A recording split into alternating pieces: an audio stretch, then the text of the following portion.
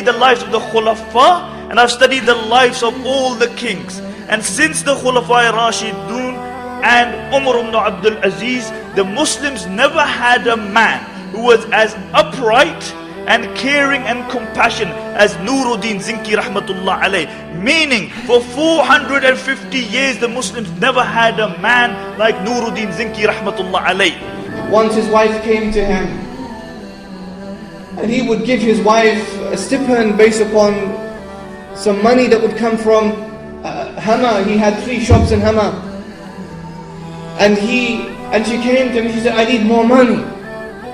And he said to her, لَيْسَ لِي إِلَّا هَذَا, I have nothing else to give you except this. وَجَمِيعَ مَا بِيَدِي أَنَا فِيهِ خَازٍ لِلْمُسْلِمِينَ لَا أَخُونَهُمْ وَلَا أَخُوضَ نَارَ جَهَنَّمْ لِأَجْلِكَ. The only thing I have in my possession is this money. That's all that I have. And I am a trustee for the Muslim Ummah with regards its wealth. And I will not betray them, and nor will I enter Jahannam because of you. This is why once when people came to him and they said, you know what? Why are you spending money on the worshippers? Those who are old, maybe they're feeble and they're weak. Those who are unable to fight in the way of Allah, why do you give money to them? Why don't you just simply give the money to those who are fighting fi sabilillah only? He said, إِنِّي لَا أَرْجُو النَّصْرَ إِلَّا بِهَؤُلَاءِ. I do not hope for victory except from those people, the worshippers that I'm giving money to. Why? Why? He said, why should I give money, take money away from a people? يُقَاتِلُونَ عَنِّي وَأَنَا نَائِمْ فِي فِرَاشِي. How could I take money from a people who fight for me when I'm asleep in my bed, and give it to another people who fight for me إِلَّا إِذَا رَأَنِ, except when they see me? Meaning they fight with their prayers and their du'as and so on and so forth. And Salahuddin would say that Nuruddin is my master.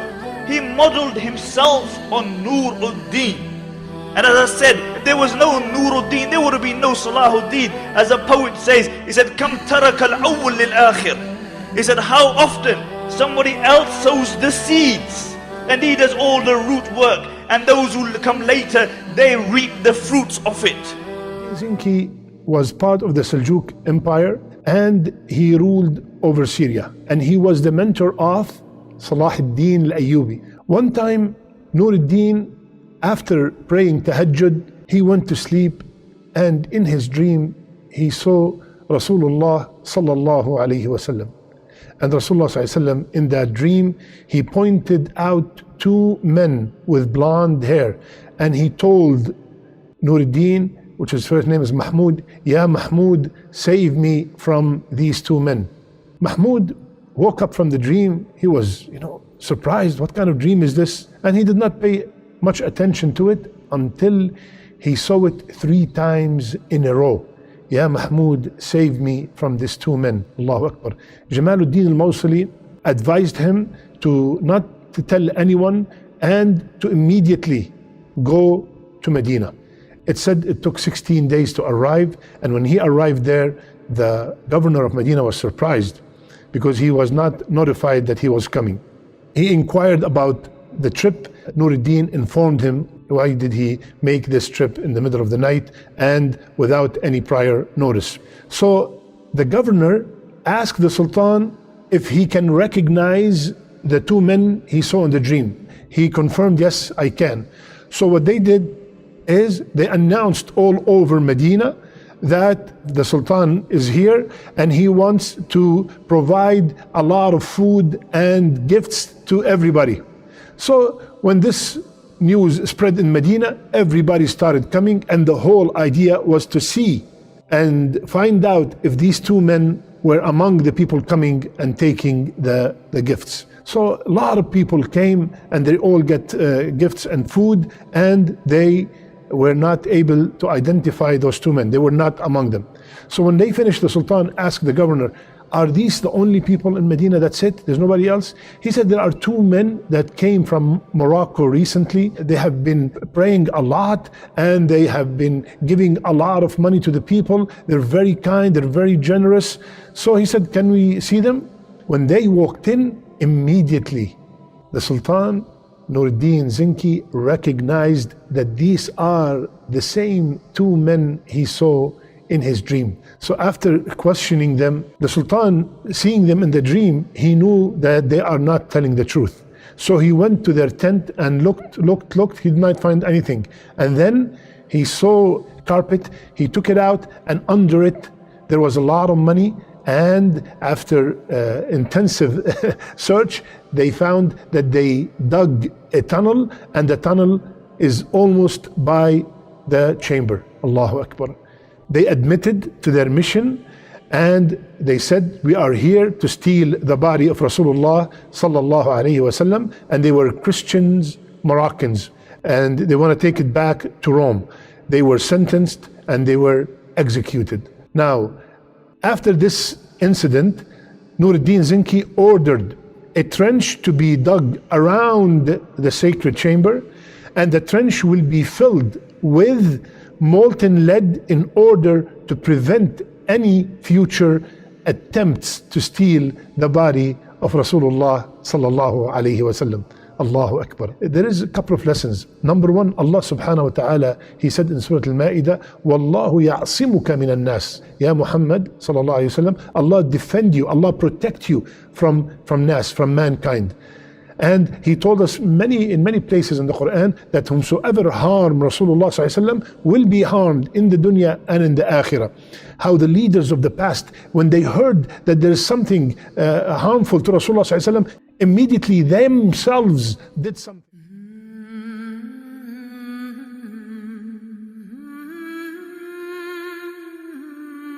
Nearing the end of his beloved life and during his final illness, the Messenger of Allah, peace be upon him, drew aside the curtain and said, O Allah, I have conveyed the message 3 times. There is nothing left of the features of prophethood except a good dream that a person sees or is seen by others for him.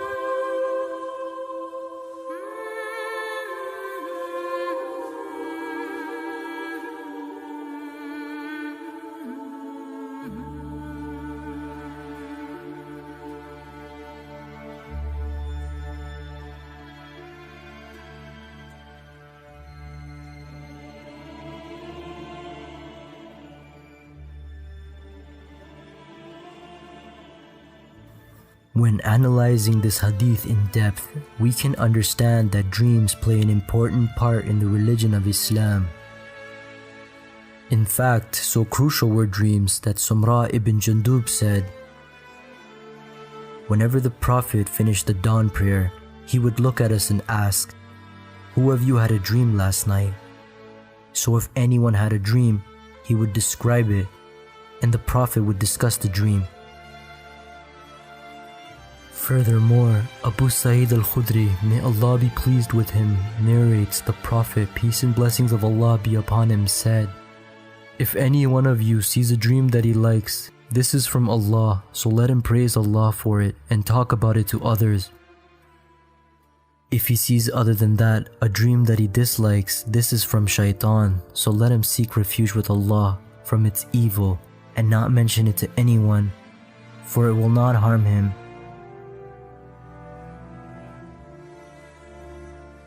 Here we see the importance of praising Allah for a good dream and the sunnah of sharing one's good dream. Dreams from Allah have a meaning behind them and may require interpretation. These dreams can be glad tidings for the believers, especially at times of trials and tribulations.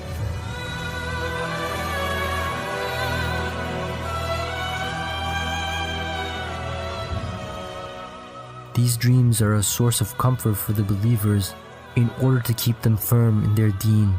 They could also be a warning against an evil or a window to some events that will happen in the future.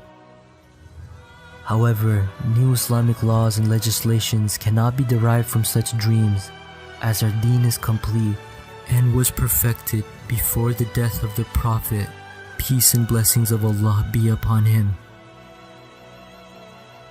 Prophet Muhammad, peace be upon him, said, when the end times draw near, the dream of the believer can hardly be false. And that will be because the prophethood and its effects will be so far away in time, so the believers will be given some compensation in the form of dreams, which will bring them good news or will help them to be patient and steadfast in their faith. And now that I have your attention, O Ummah, I present the message of Muhammad Qasim bin Abdul Karim.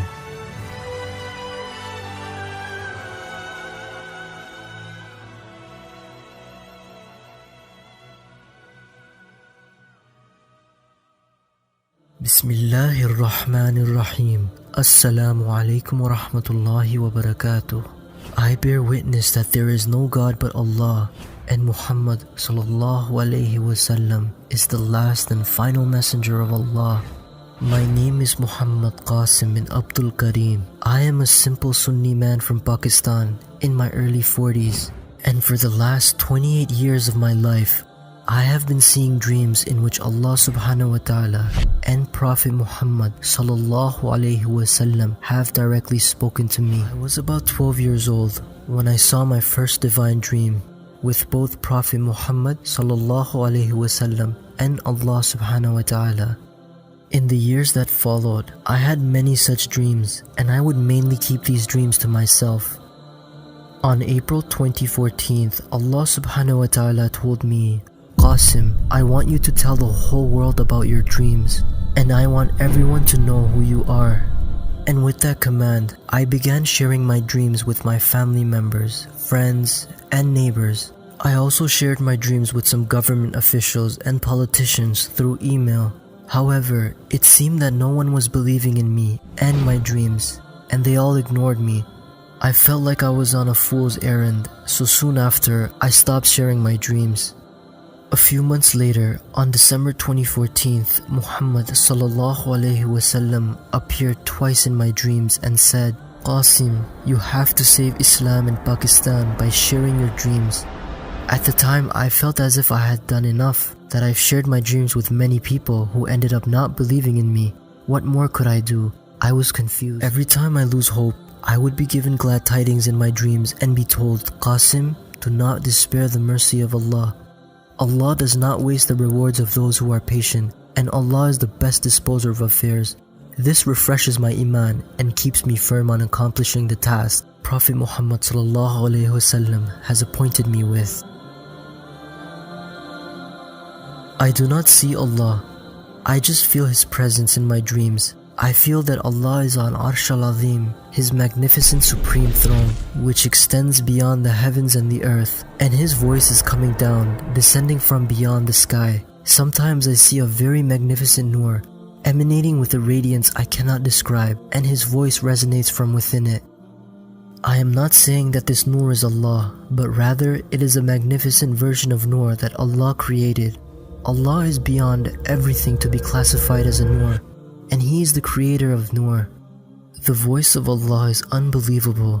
It is filled with mercy and purity that is beyond words. Allah's voice in my dreams is highly exalted and has no weakness of running out of breath while talking. The height of our Prophet sallallahu alaihi wasallam is above 5 feet 11 inches. He has a well-structured body and covers his head with a white cloth. He talks softly and politely, and he shows the deepest affection. Prophet Muhammad sallallahu alaihi wasallam has the most unexplainable love for his ummah and makes dua for his ummah constantly. In my dreams, I have seen that the prophetic methodology will be established in Pakistan and then the entire Muslim world. I have also seen many dreams on how Islam and the Muslim Ummah will rise up again to the whole world. The Muslim world will be a utopia again, the exact embodiment of the social structure as it was during the time of Prophet Muhammad sallallahu alaihi wasallam. Our new state will be filled with peace, mercy, and blessings and prosperity. A civilization of justice honored with Islam, where every ummati of Muhammad sallallahu alaihi wasallam will enjoy equal rights, regardless of skin color, and no prejudice will remain in the land. By the will of Allah, we will destroy all forms of shirk, idol worship, abolish interest, unite all the deviant factions to the truth, and no longer deal with barbaric politics. Rather, we will implement the sunnah of our beloved Prophet Muhammad ﷺ and unify under one banner. My dreams are related to the next world war, geopolitical issues, and upcoming events that will not only shape the future of the Muslim world, but the entire world as well. I've also had dreams on Dajjal and Yajuj wa Majuj. Many of my dreams are very specific and pertain to current worldly events. My aim, InshaAllah, is to spread awareness about geopolitical incidents that will take place and the effects it will have on not only Pakistan, but the entire world, as shown to me in my dreams. I want people to take heed of these dreams. To believe or not, it's your choice. As for lying about these dreams, then come forth and let us both send curses of Allah subhanahu wa ta'ala on the liar. And whoever uses the name of Allah and Muhammad sallallahu alaihi wasallam to mislead the people, then he should remain in hellfire forever. And indeed, the curse of Allah subhanahu wa ta'ala is upon the liars, as Allah subhanahu wa ta'ala says, ثم نبتهل فنجعل لعنة الله على الكاذبين. O Ummah, O Muslims of the Americas, Europe, Russia, the Middle East, Africa, the Indo-Pak subcontinent, Australia, and all of Asia, my message is for you to take heed of these dreams as a form of glad tidings, to keep yourself updated as to what's going on around you, and to know that Allah's help is coming very soon. And we will witness our first victory in Gazwahind, and soon, by Allah's permission, Baytul Maqdis, and all of the Muslim lands, and this ordeal is not far. I am just a simple man. I don't have the support of any organization or powerful figures. I rely only on Allah, the creator of the heavens and the earth. I will continue to preach my dreams and spread my message. Very soon, by the mercy of Allah, the whole world will be a witness to the truth behind these dreams. For now, I say to you, wait. We too are waiting.